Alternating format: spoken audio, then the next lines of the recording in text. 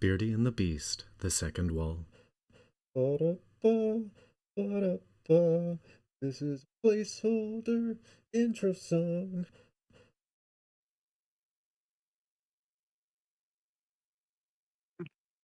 Welcome to the second wall, binge-free zone where we look at a series and discuss it in small chunks.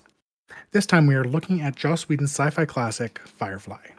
We can be found on most podcast and social media platforms, a full list of which can be found at beardyandthebeast.com. Please watch the episode and then join Drew and I in the mess as we explore the verse. Happy All right. Unification Day. I mean, everyone's happy about Unification Day, right? Get rid of those rebels. This dumb independence. Yeah. I was actually figuring this episode lends itself really well to world building. So I know that's kind of how we're focusing this one here. So I actually wanted to talk about that part. Yeah, really, I noticed that right off the bat that they were kind of doing this thing, introducing um, history and perspectives through building rather than using history and perspectives to create a world building. Yeah. It's like kind of my perspective of what was happening in that bar scene. Yeah. You get an idea right off the bat. So, I mean, obviously with episode 1, we at least see the ending of kind of the war. Going to this backwater world where we now get to see, some people are super happy about it, and contrast it nicely with the town.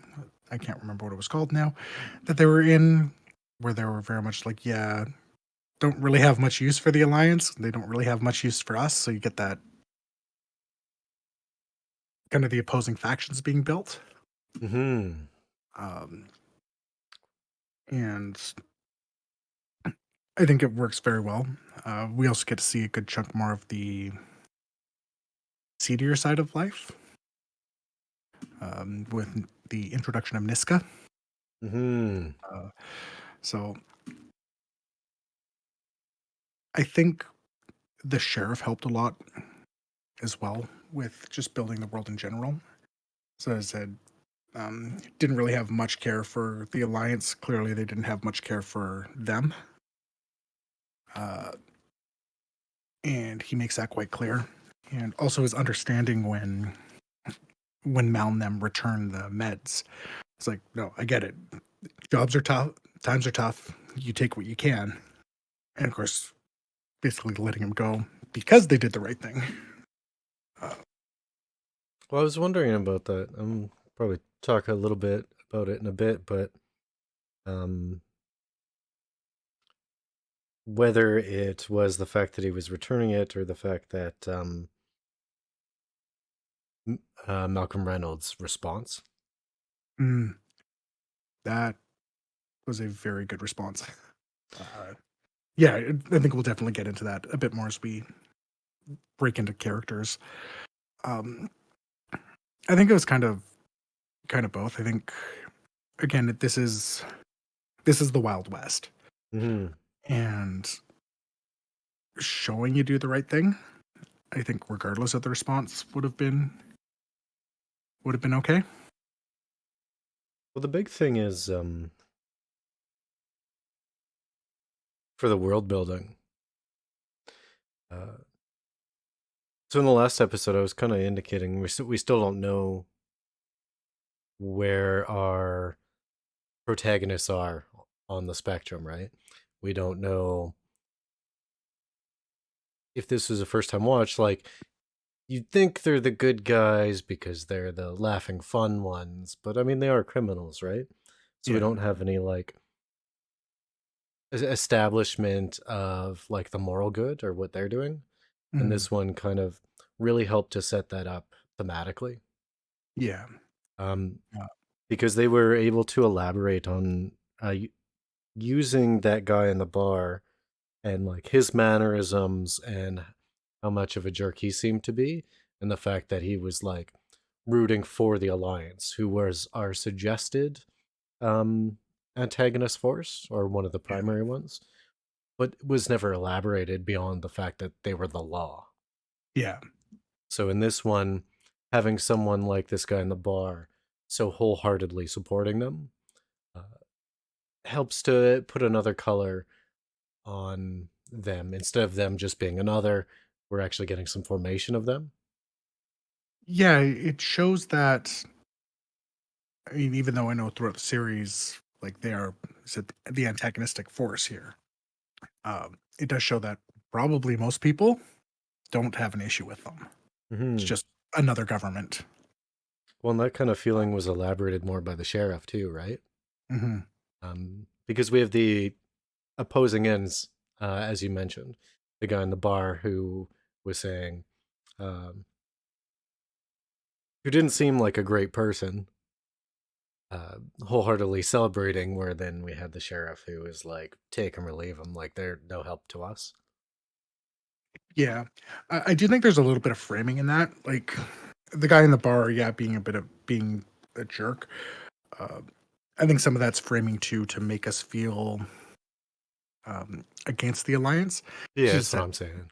yeah, because as I said, like the crew of Serenity are no saints, and like me, Wash pointed out, it's like, yeah, you just happen to go to a very pro unification day, uh, uh, A pro pro alliance alliance bar on bar Unification on Day. unification day. You knew what you were doing.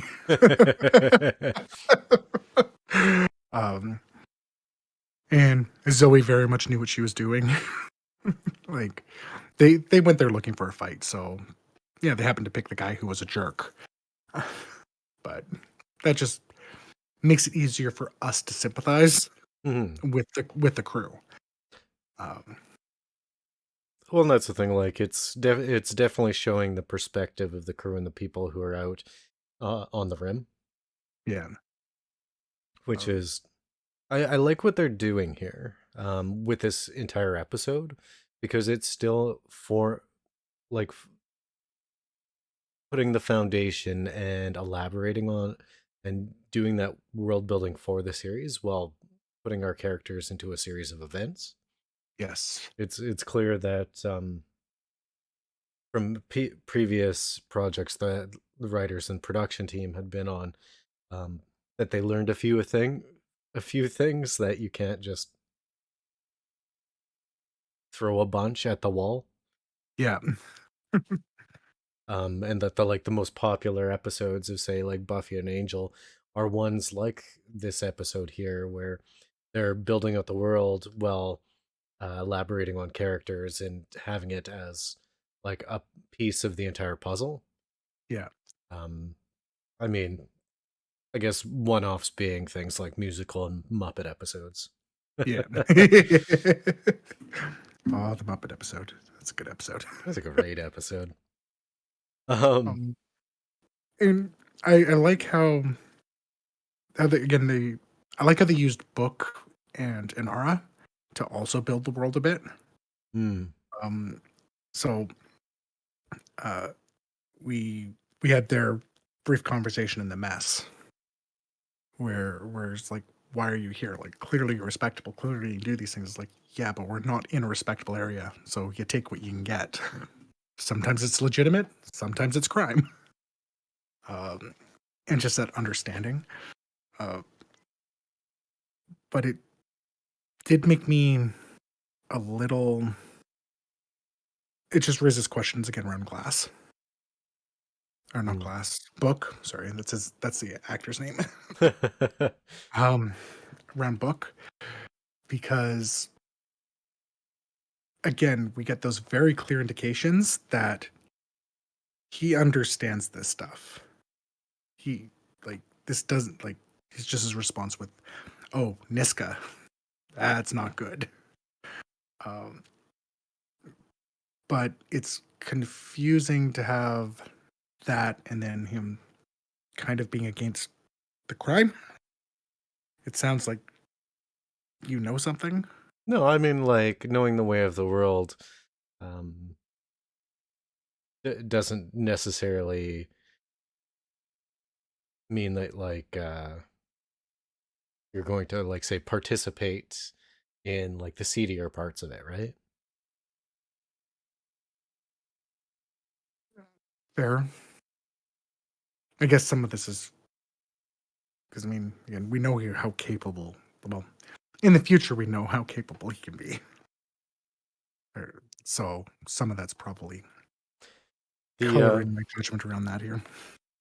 my thing is that conversation um also kind of that conversation and the one between Simon and Malcolm in the med bay um kind of started making me feel like uh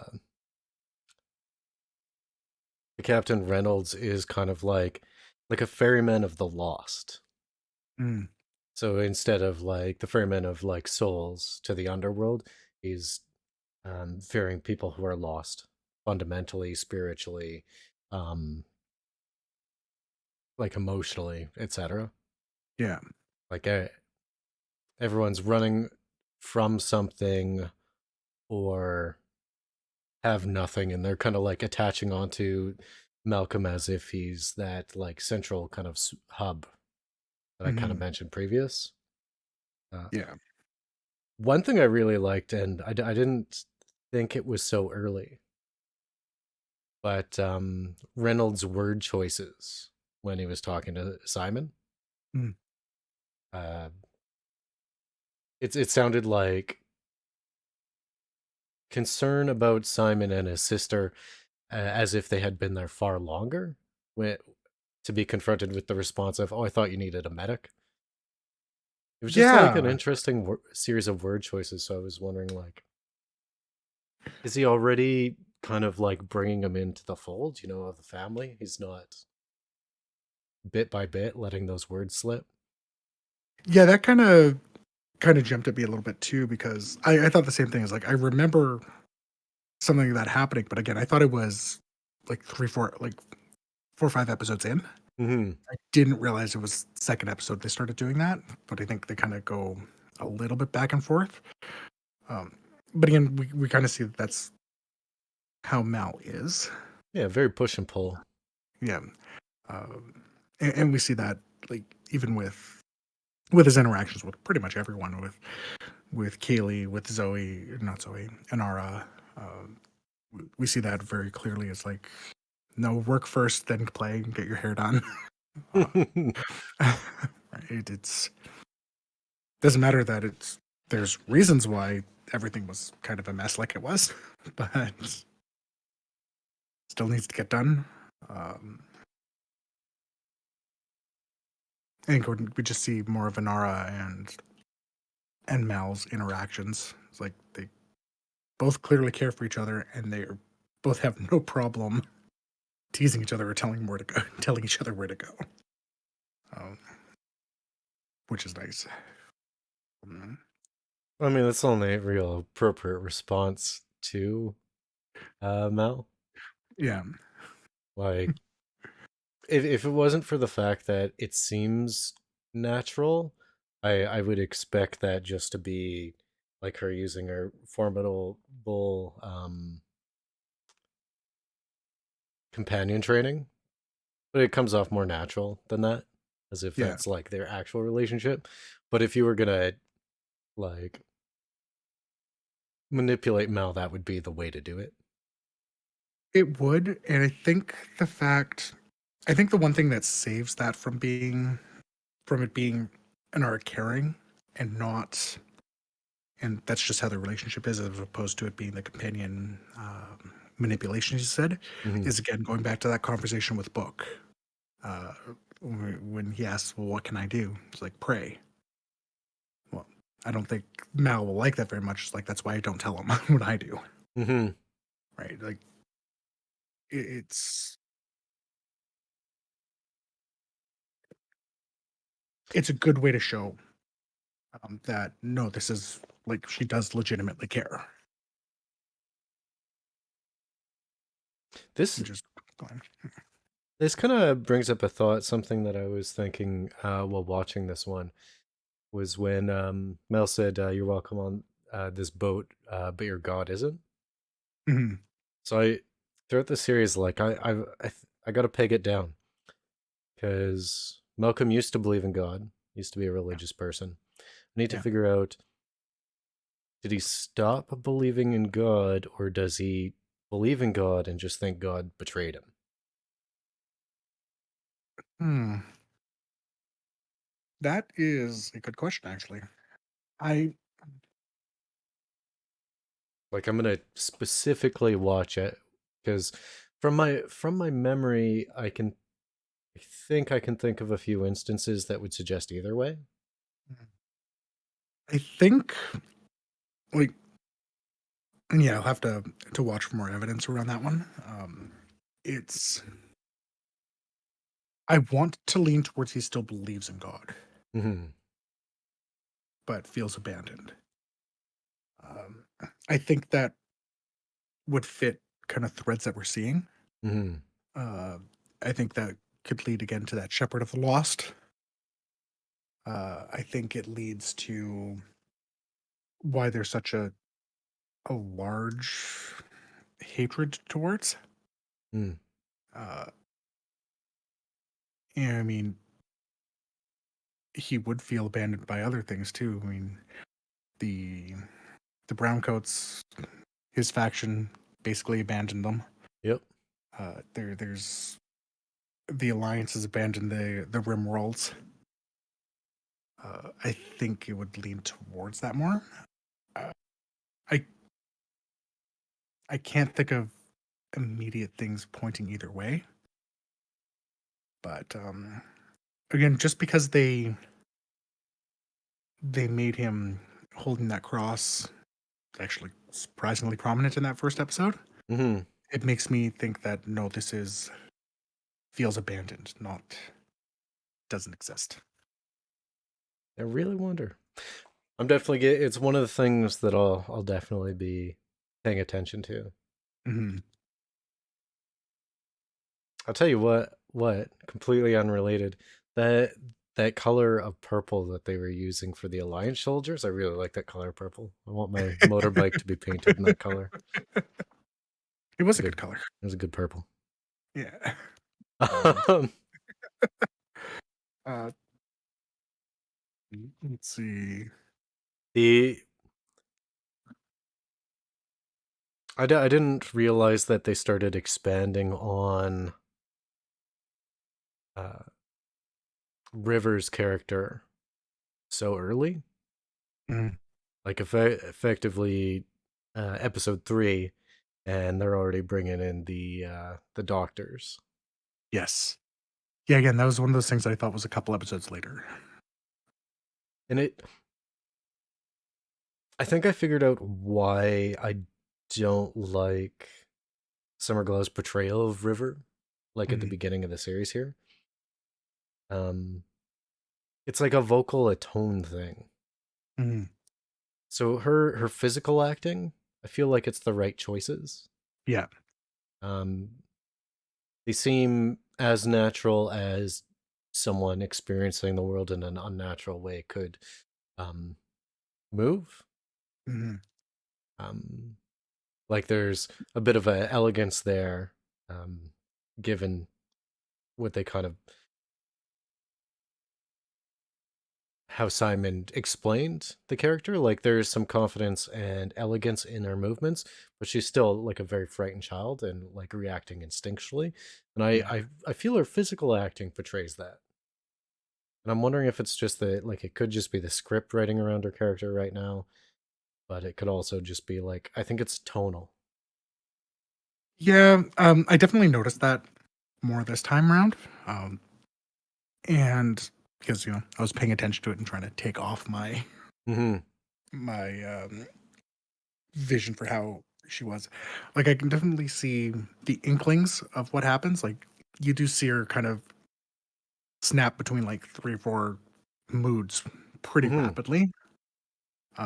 And you're right, the mood changes themselves and the actions around that are done good, but the tone she uses for each mood is a little off. Um, What it's The one she nails is the quiet dissociative one, Mm, where she's like mumbling incoherently to herself. That's mhm, that's spot on, I think. yeah. But like, Uh, I wonder if I'm like also tainted by Simon because I don't like the acting for him yet. yeah. Well, so I've got this kind of entered my head a little bit while we're watching this here, and I think I might know what it is Mm, about River that's throwing you off at this point. okay. And and it actually comes from a line that Simon says in this episode. It's like she's a child. Well, what do we know about child actors and Sharons? you are you saying Summer is a Sharon? I'm thinking that because we have an older actress trying to portray someone childlike. Oh, whereas Sharoning is where a younger actor um is actually more mature than like the stereotype of a child that they're portraying. Yeah, Okay, I see what you're saying. yeah. So yeah, actually, the Sharoning might actually be a good explanation. Because I definitely noticed it there. Because again, it's like everything about it's like, nope, I believe she's crazy. I I believe she's swapping. I believe she's going through these quick mental breaks. But yeah, as I said, I noticed that tone. I'm like, I think that's what it was. Came across that just a little bit too childish. And I think that's probably why it grows more throughout the series because we actually get her more as a character. We get her a little bit more, for lack of a better term, lucid. The Hmm. the super childlike aspect goes away, and we get left with the Cassandra like quiet mumbling Hmm. uh, aspects. That's good. Like when actors and actresses, child or like people portraying, it's like they're going for 9 or 10, and they hit like 5 or 6, Mhm. and you're like, no, I'm sorry, that 10-year-old doesn't care about the wooden train. Yeah, Like they're a little bit more sophisticated than that. yeah, I think that's a good analysis. I really do. yeah. Because most of her moods nails it. Hmm. It's and that's the mood that we see her mostly in the first episode is the childlike, like the super childlike, dressed out, not the oh god, I've gone through some shit. I almost like given the fact that this is one season, I do like that they started expanding on some of this stuff so early. Mhm. Um, it does allow them to pour more content in faster. And again, they're doing it right. They're actually doing world building and character building to start rather than um, trying to develop the characters on the fly, Yeah, which a lot of series that go for multiple seasons kind of end up doing. yeah. Again, it just goes to show the experience, right? Like, in Whedon has worked on some pretty memorable characters and said years of experience creating those characters. So knowing how to kind of jump in and keep it moving, so we don't get you know the bit of a mess that season one of Buffy was. Um, it's a bit more direct in that regards, which is good. Um, and I like how and almost every character kind of showed their use throughout this episode as well. It's Hmm. good introduction. Um, I mean, really, the only character that didn't do anything completely productive was Kaylee. She was kind of the odd man out, I think, in this episode. Um, Uh, I would I would disagree simply because it's obvious that they're like with the troubles in the mechanical room, they're definitely setting up things for the future. like it's been aligned through a couple times, and it showed her ingenuity so much that she was able to like at least temporarily bypass such a complicated unit. Um, she wasn't super handy in the crime, sure, Yeah. but like it's quite clear that without her, the ship wouldn't even get off the ground. Yeah, for sure. I think that was meaning more as like I agree, but a lot of it was that setup Mm. as opposed to so looking around the crime aspect. Almost every other character showed that they're willing to get their hands dirty around it, Hmm. right? Even Inara, by basically putting herself on the line to get them out. Um, uh, I mean, I know that kind of matters later on for Kaylee's character. Well, I mean, I sure hope they go into huge expansion about Kaylee's character and not just be something like a flashback about Malcolm. Yeah. But uh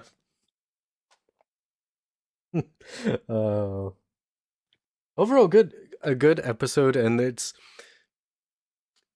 in this one you like said it quite accurately. Like I think you nailed it down pretty good about it being about this episode really framing just how things are hard and like you do what you can to get by, and then the moral of the story at the end, and this is what also frames our characters as being the good guys, I guess you could say, that Yeah. altruism shines through even when you are Mhm. in need, even when Yeah. it brings you to danger. Mhm. Um, yeah, and they've done that a couple of times, right? I think so. Just going to the jumping with the world building and the altruism. That's another big thing with the world building in this is what is in both episodes so far. The big commodity that they're stealing. That's this major thing worth trying for. It's basic supplies. Hmm. Well, It they was mentioned food and it was meds. well, they mentioned this in the first episode with the quote that they put a few settlers with like a few hand tools and maybe a herd and make them fend for themselves. Mhm. I guess that's technically episode 2 that they said that, but Yeah. um, it really shows like the basic necessities are um the most worthwhile thing. Yeah. And it is beginning to they really are beginning to frame the Alliance worlds and the Outer Rim worlds as a case of haves and have-nots as well. Yes. It's the capital and then Yeah, it's all of the it did outer regions. so like it kind of gives you an idea of the kind of conflicts that you'll see in the future for this, Mhm. and how that frames everything. Yeah. Oh, completely. Um, I know we've kind of talked over a bit about most of the characters here. Um, I like the further characterization around Jane. Again, it's small things, and you don't get his full character yet. But like in the bar scene, for example, at the beginning, uh, I like how they're like, "Jane, where are you for the fight?" It's like, "Yeah, it's not my war." Yeah, I didn't find no war. uh, but still comes and helps them. So kind of it's just because it kind of gives that ambiguity around it. Uh, I also think that they used Jane very well to kind of show the threat of Niska. Like the exact line when they're trying to figure out what to do without Zoe and Mal there, and he's like, um, it's like, no, they're not nice and cuddly like me. Talking about Niska and his men, and it's one of those things where it shows like he's not lying. He is definitely cuddlier than they are. What's the thing Um, like, and they've repeatedly shown in the 3 episodes that um Jane is kind of belligerent and like a skilled person at the things that Mhm. he knows, but might be a little bit simpler than Yeah. others, just uneducated, I guess you could say. Mm. But for someone who at least comes off as fairly strong to be so panicked in such a Mhm. situation is what I saw. Yeah. And we saw that in the first couple episodes as well with the introduction of the Reavers. We see kind of that same thing. It's like, oh. So it's nice because normally his character archetype isn't the type that's complex, but they're subtly showing his complexities throughout it. Mm. And uh, again, just goes to show the the amazing writing that Whedon Whedon does on his projects, like the character building. I also think we got, oh, and of course, his explanation of what the chain of command is. Chain, I go beat you until you know what the or who's in command. Yeah. um, they used him very well again, just kind of show Simon Simon's resourcefulness. Mm. No, you don't really think of it. It's like he knew what was wrong and or he knew something was going to go bad, so he, drugs him and is surprised it took so long to take him out, which again shows the fortitude of Jane. And again, the skill of Jane with even when he was drugged out of his mind, he still managed to kneecap that guy, even though he was aiming for the head. Um, it, yeah, it just shows the competency, like just those couple of interactions shows the competencies around both of those characters very well. Um, Just as a side note, I do really like the fact that Jane was drugged up and couldn't help didn't put them in like a less strong position. Mm. Most shows would use that as directly like, oh, a warrior's not there. Um, let's throw something complex that a warrior should be able to handle, but everyone else has to and make do and show their resourcefulness. Like they didn't use that as a plot point, which I really like. There wouldn't have been room in the episode, but um, but they did a little bit. mm, Um, like, I mean, we've got to remember that Zoe and Mal are also very capable. mm, Uh, Inara and Kaylee did exactly what they should get out of the way. yeah. Um, I thought but Wash's move was risky. that was the part where I was going to say they threw that in. Like Wash still did something to go in. And I think some of that comes up a little bit later in the series with Wash's character. Mm. Probably why he did the risky thing, but it worked. Um, so it just shows that again, it was that not afraid to get your hands dirty and not afraid to jump in the fray if Hmm. you need to. Because it was they weren't in a completely screwed position, but they the fight was closer than it than they probably would have wanted it to be. Hmm. I guess is the way to put it. Well, yeah, what I mean is like, um, no, I guess I don't need to elaborate. I do think we got to see a bit more of. I think they showed Zoe and Mal's relationship a lot better here. Mm. Um, and again, it was all very subtle. Or because again, they still didn't really, much like the first episode, they didn't really spell out anything around them. But it was very clear to me how much Mal puts his faith in Zoe. Because you were constantly getting those glances, like he was looking for. I almost read it as he was looking for reassurance. Yeah, reassurance, approval, acknowledgement that it's the right decision. And Yeah. like they've been together so long, I Like, Zoe's not a vocal person. Yeah. Like, she speaks up when something is very wrong, or she really needs to smack some sense into Malcolm, and she's the only one who really can. Yeah. But like, I think their relationship and like beyond friendship, like familial even.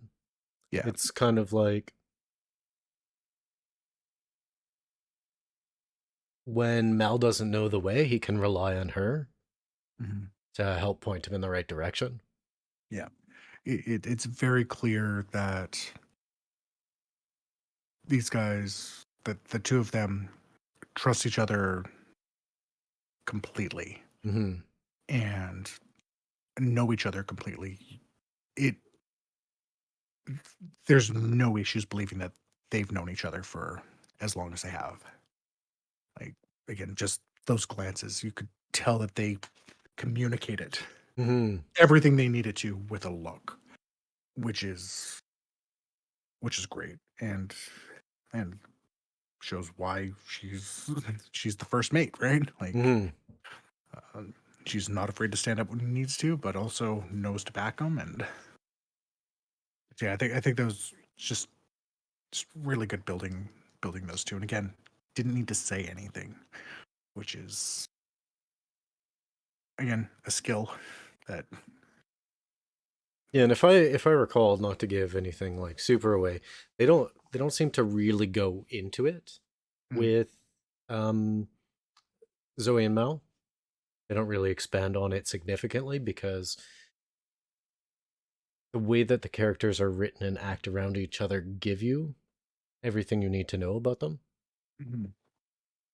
Yeah, you don't. It's You don't need like a whole episode about their relationship, you know? yeah, yeah, exactly. It's very much. It's almost like you get that same type of idea with like Han and Chewie. It's like you Mm. just know that they've been together and they know what's going on. You don't really need to know their backstory to. Yeah, that's why when Han died, the Wookiee was the only one who showed any form of actual emotion. Yeah, exactly. uh, Still choked yeah, about it. It's like yeah. no emotion in that movie at all, except from the Wookiee. Jeez. Yeah, that was bad. Um, Anyways, let's it it talk about good sci-fi series like Firefly. it so with that Zoe Mal connection, really it really entered my mind this time. It's like, how would Mal have turned out if Zoe wasn't around? I think um up until the Battle of Serenity, it'd be the same, but I think um he would be even more lost and self-destructive without Zoe post Valley. Yeah, yeah, that's exactly the feeling I got too, and it's again amazing for them to do that in like an episode, Mm-hmm. show that type of connection. I mean, all that it was funny. All that was established in the conversation between Wash and Zoe in episode 1, where she explained the loyalties, and it was obviously a friction point in the marriage between Wash and Zoe. Yeah. Um, and that's the most like straightforward clue that they used. Everything else is very subtle and very well structured. Mhm. Like those two actors are quite good. For characters, again, I'm gonna switch to another one again. The one thing I did like with Kaylee is I think Jill State is very good at showing kind of that adventurous curiosity. Mm. Uh, I definitely noticed that like right right from the beginning again. Uh, and you see with like how what was it like she just like popped out from under a console or something, I think it was, and she just kind of had she's like, "Oh, I want to know about the big bar fights." um, you see that again. It's like, "Oh yeah, no, we're going to do some crime," and just that pep around it, like it. Well, it's she kind of a fresh air because everyone else knows what's going on, but she still kind of brings some levity to it almost. well, she's good. She's got a good eyebrow thing that she does, where, um, which like contrasted with like her kind of flighty, positive mannerisms, Hmm. but in her eyes and forehead, like you can tell there's like a search for acknowledgement or approval or affirmation. Affirmation's probably the better Mm. term. Um, like a lot of good acting choices there. But I think a lot of it is in the brow and the eyes, somewhat the cheeks. Hmm. But um,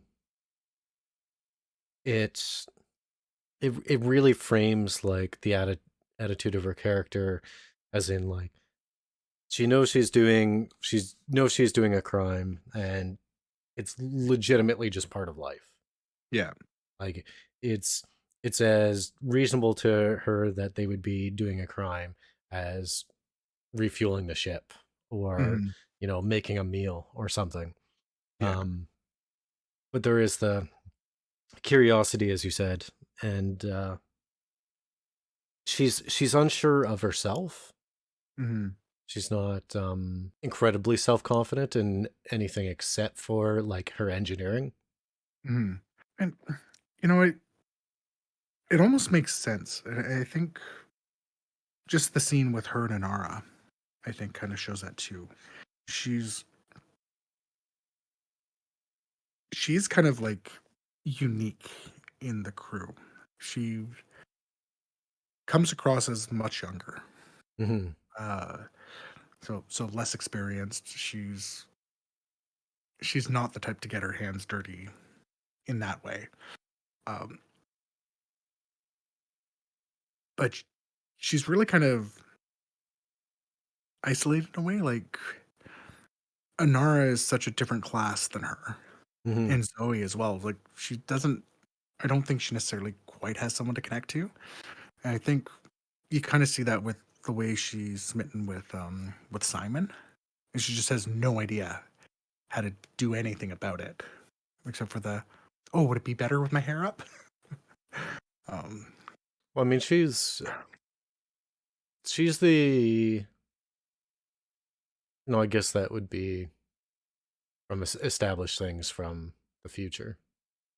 yeah, yes, It's quite clear that she does come from like a different class, even um not even compared to Anara and Simon, but definitely different than Mel and um Zoe. yeah. Uh yeah, like you get the feeling that it's probably most similar to Jane, whereas Jane would be like that troublemaker down the road who keeps getting in trouble with the sheriff.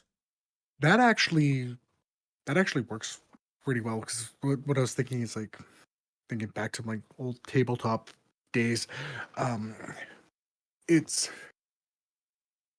she comes across as a street kid who always had someone there to protect her from what, Mm. like the actual dangers of committing a crime. So Hmm. so actually that the Jane, like tying her with Jane, actually works really well there. It's like Oh, we do have she'd be like pairs in the, this. you know, Oh, geez, I just yeah, because we got Nara Book, yeah, Keely Jean, Simon River, Malcolm, um, Zoe, yeah. and then washing the ship. uh, My theory fell out on itself. yeah. um, yeah. That's almost what I feel like, and it kind of goes back to like the family unit that they clearly build in Serenity. Mm, Like it's clear, it's like again that brother sister, almost brother sister relationship between um, Jane and Kaylee. Um, so and knowing how it builds, it's good to keep an eye on these things. hmm. And seeing it this early again, we've talked about many things that we both thought were later on. and clearly worked. Yeah, I'm beginning to wonder. I originally remembered that I could have swore that the train job was the first episode, not the third. But So there's a reason for that. hmm, The original airing of it, they started with the train job, so it was the first one aired on TV, which it was kind of something I wanted to touch on. It's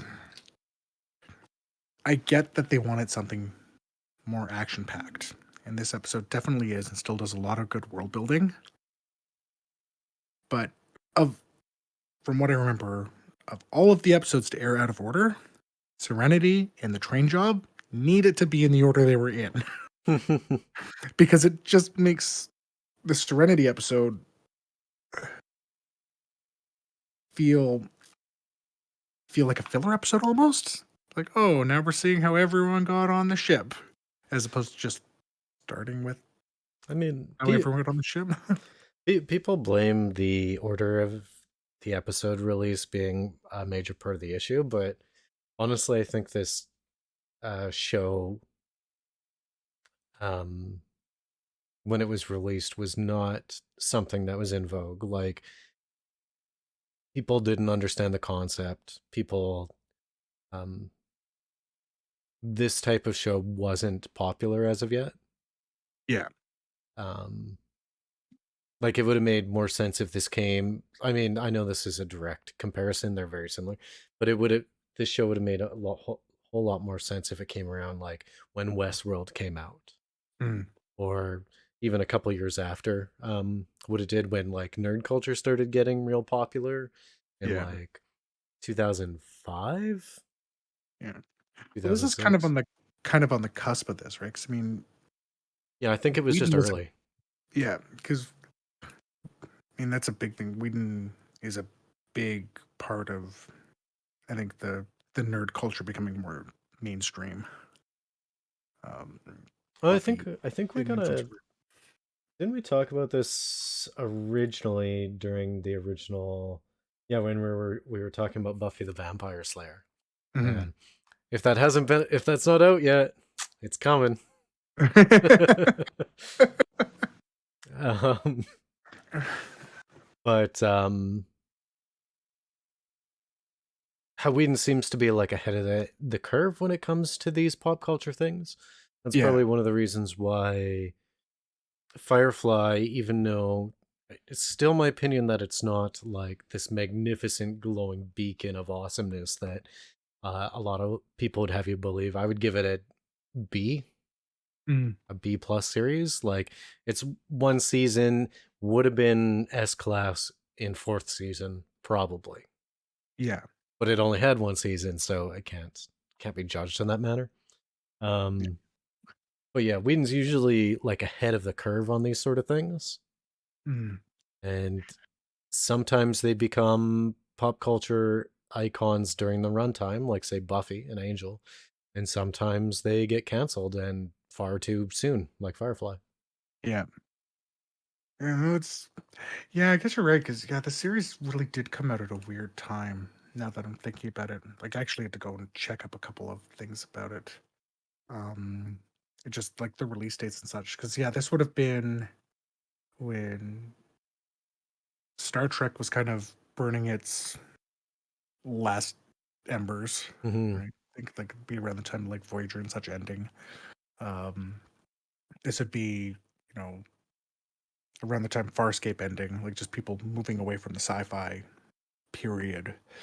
Um, and even though it's definitely much more accessible, Mm. I think it's the core audience of the sci-fi was kind of getting burned out because shows just weren't doing it well. Hmm.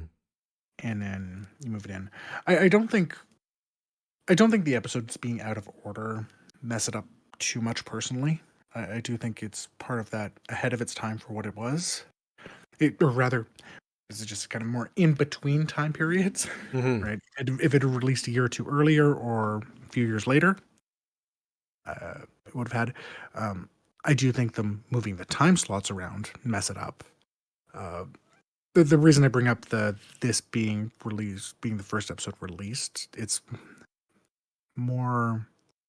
It seems like an odd choice looking Yeah. at the series. Um, but Well, I again, it was more complaining about like just people seem to. I don't think you've done it. I know, like I agree with you on the time slot changes because it was yeah, repeated, and that harms a series so yes, much.